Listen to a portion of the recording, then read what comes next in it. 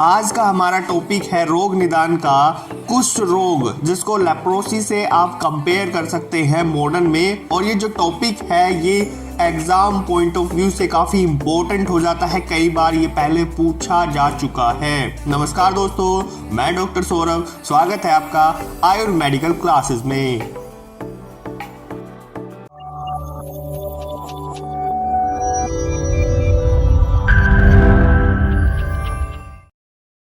सबसे पहले हम जान लेते हैं इसकी निरुक्ति या व्युत्पत्ति के बारे में। एग्जाम में सेम टू सेम ऐसे ही आपको हेडिंग्स डालनी होंगी और ऐसे ही लिखना होगा।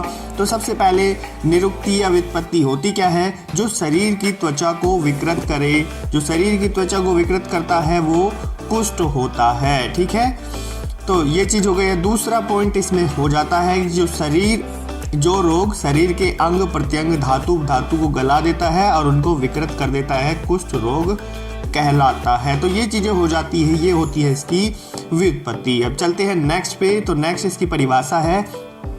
परिभाषा क्या होती है कि मानव शरीर की त्वचा आदि धातुओं का नाश करने वाला क्या कहलाता है? कुष्ठ कहलाता है। तो कुष्ठ किसे कहेंगे? जिसमें त्वचा आदि धातुओं का नाश हो जाता है, उसको कहेंगे हम कुष्ठ। तो सिंपल सी एक डेफिनेशन यहाँ पे हो जाती है। नेक्स्ट, ये एक त्वचा रोग होता है। अब आ जाते हैं इसके सामान्य निदान पे। तो सामान्य निदान में सबसे पहले आप अगर विरुद्ध आहार का सेवन करते हैं, यानी ऐसी कौन कौन सी चीज़ें हैं जिनको खाने से या जिनको करने से कुष्ठ रोग हो जाता है, तो विरुद्ध आहार का अगर आप सेवन करते हैं, दूसरा द्रव्य स्निग्ध और गुरु आहार का सेवन करते हैं, तब भी कुष्ठ रोग हो जाता है। अजीर्णासन या अध्यसन आप करते हैं, यानी आपको अजीर्ण हुआ है फिर भी खा रहे हैं, अध्यसन पहला भोजन नहीं पचा है फिर भी खा रहे हैं, तो इस तरह की कंडीशन में क्या हो जाता है? कुष्ठ रोग हो जाता है। इसके अलावा अगर आप नवीन अन्न, दही, मछली, नमक, अम्ल द्रव्यों का ज़्यादा मात्रा में सेवन करते हैं तो उससे भी आपको कुष्ठ रोग हो जाता है। नेक्स्ट चलते हैं। उड़द, मूली, पिस्तान, गुड़, दूध और तिल का अधिक मात्रा में सेवन करने से भी कुष्ठ रोग होता है। ग्राम्य अनुपजलीय प्राणियों के मांस का निरंतर दूध के साथ सेवन करने से भी कुष्ठ रोग होता है। मधु, राब, लकुच और काकमाची का अतिसेवन और इसी के साथ ही हायनक, यवक, उदालक और कोरदूस का प्राय दूध, दही और तक्र और कुल्थी, उड़द व स्नेह के साथ सेवन। इनमें से जितने भी आप याद कर सकते हैं कोजेस, उसको याद कीजिए। इसके अलावा दिन में सोने से भी या फिर अपोजिट विहार करने से भी ये कुष्ठ रोग हो जाता है। नेक्स्ट चलते हैं हम संप्राप्ति पे। तो इसकी सामान्य संप्राप्ति क्या होती है कि जब ये निदान या हेतु या कारण, इन कारणों का सेवन आप कर लेते हैं, निदानों का सेवन कर लेते हैं, तो बॉडी के अंदर त्रिदोष का प्रकोप हो जाता है। तो त्रिदोष का प्रकोप होने से क्या होगा? ये जो त्रिदोष है ये त्वक, रक्त, मांस और लसिका, तो चार चीजें होती हैं। त्वक होता है, रक्त होता है, मांस होता है, लसिका होता है। इन चारों को दूषित कर देते हैं। ये जो तीन दोष होते हैं जो बड़े हैं, सबसे पहले निदान सेवन किया, उसके बाद तीन दोष बढ़े। इन तीन दोषों ने त्वचा, रक्त, मांस और लसिका को दूषित कर दिया।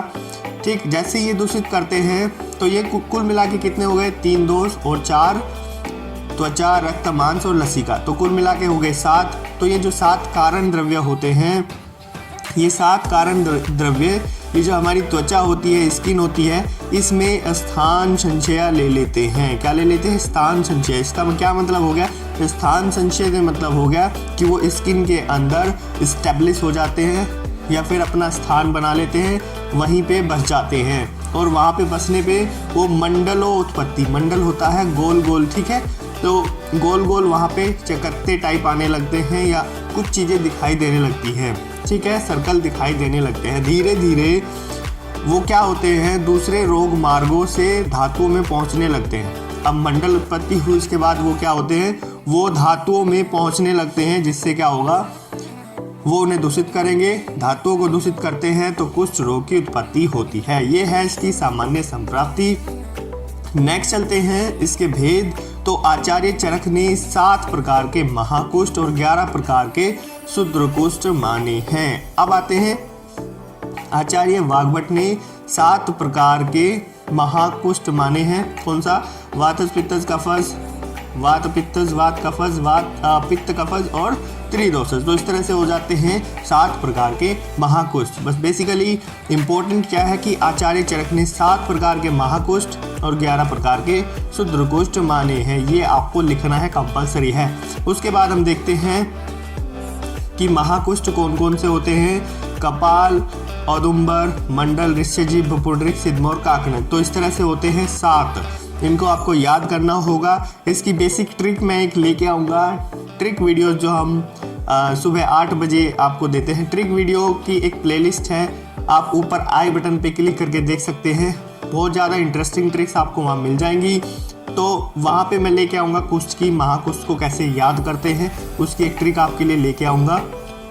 नेक्स्ट चलते हैं, अब आते हैं शूद्रकुष्ठ पे। तो शूद्रकुष्ठ होते हैं 11।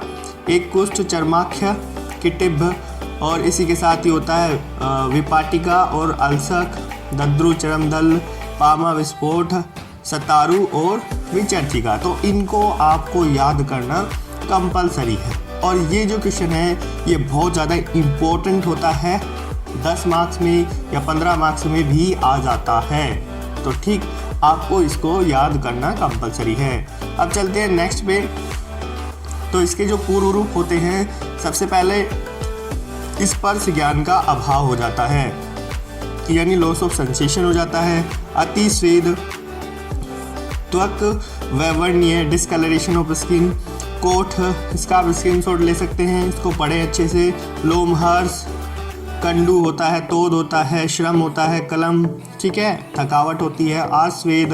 तो इस तरह से ये इसके पूर्व रूप कुछ दिखते हैं। पूर्व रूप से क्या मतलब होता है, यानी डिजीज होने से पहले कुछ बॉडी के ऊपर रूप या लक्षण दिखाई देने लगते हैं, उनको बोलते हैं पूर्व रूप। ठीक है, कुछ चीज़ें बॉडी के ऊपर, कुछ सिम्टम्स बॉडी के ऊपर दिखाई देने लगते हैं, उनको बोलते हैं पूर्व रूप। नेक्स्ट चलते हैं साध्य असाध्यता पे। इसके लक्षण मैं काय चिकित्सा में आपको एक्सप्लेन करूंगा। तो काय चिकित्सा में जब हम इसको पढ़ाएंगे तब हम इसके लक्षण को भी एक्सप्लेन करेंगे, क्योंकि भेद के अनुसार इसके लक्षण होते हैं। तो ठीक, नेक्स्ट चलते हैं साध्य साध्यता पे। तो कपाल, औदुंबर, ऋष्यजीभ, बसित, मुपुंडरीक, ये जो होते हैं साध्य होते हैं। इसी के साथ ही जो मंडल कुष्ठ होता है कृच्छ साध्य होता है। त्वचा, रक्त, मांस में स्थित तथा वात कफ की प्रधानता वाले जो कुष्ठ होते हैं वो क्या होते हैं, याप्य होते हैं। और वात पित्त का प्रधान जो होते हैं वो कृच्छ साध्य होते हैं। नेक्स्ट चलते हैं कि जो एक दोषज होंगे और प्राय वात का प्रधान होंगे वो सुख साध्य होंगे। ठीक, पित्तज द्वंद्वज जो होंगे वो कृच्छ साध्य होंगे। और जिसका शरीर फट गया हो, अंग सड़ने लगे, या फिर जो नेत्र है वो लाल हो गई हो, और स्वरोपघात हो, और पंचकर्म गुणातीत कुष्ठ जो होते हैं वो असाध्य होते हैं। ठीक है, तो इस तरह के होंगे, असाध्य होंगे। कृमि युक्त, तृष्णा, पिपासा युक्त, दाह युक्त, ठीक है, जलन हो रही हो उसमें, ठीक है, तो इस तरह से कृमि हो गई हो, ठीक, कीड़े वगैरह उसमें हो गए हो, मंदाग्नि है, ठीक है, और त्रिदोषज है। तो इस तरह के कुष्ठ जो होते हैं वो असाध्य होते हैं। तो बेसिकली अब चलते हैं नेक्स्ट पे।